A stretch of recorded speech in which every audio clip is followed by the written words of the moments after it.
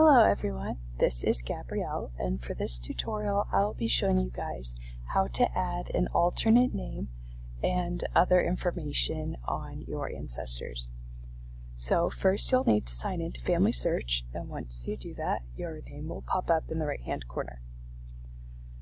Then you'll click on the person and go to their profile, and I'll have you scroll down.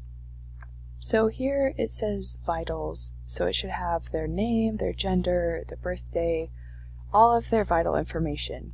However, for this tutorial, I'm going to have you scroll down further to other information. So here it says alternate name, Henry August Ritter. This is his birth name, however he always went by August Ritter. So here I can add information. So to add an alternate name, you click Add Information, Alternate Name. So up here it says 6 past contributors. So people have flagged this person, so they will get notified if I change anything. So this shouldn't deter you from putting in information as long as you know you're doing it correctly.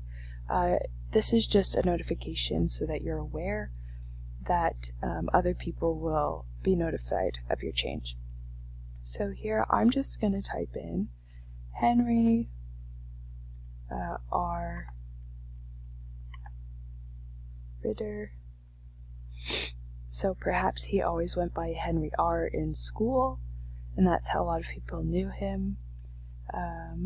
And so I'm just going to put this in as an alternate name so that people know that this is Henry R. if they knew him by that name. So I'll click Save, and once I do that, it pops up right here. And that's how you add an alternate name. Additionally, you can add lots of other information about your ancestors. If they were Jewish, you can add a bar bat mitzvah.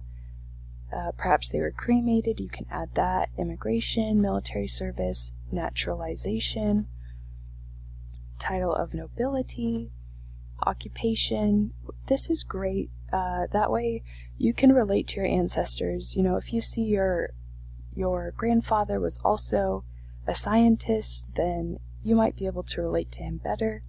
So I would highly recommend putting in your own occupation, your parents' occupation, your grandparents' occupation. You can also put in religious affiliation, residence, stillborn.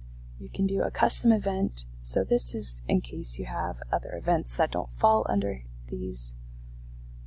And then lastly, you can put in a caste name if they are in a caste, clans as well, a clan name, national identification, national origin. This is great if you have done a DNA test of any kind.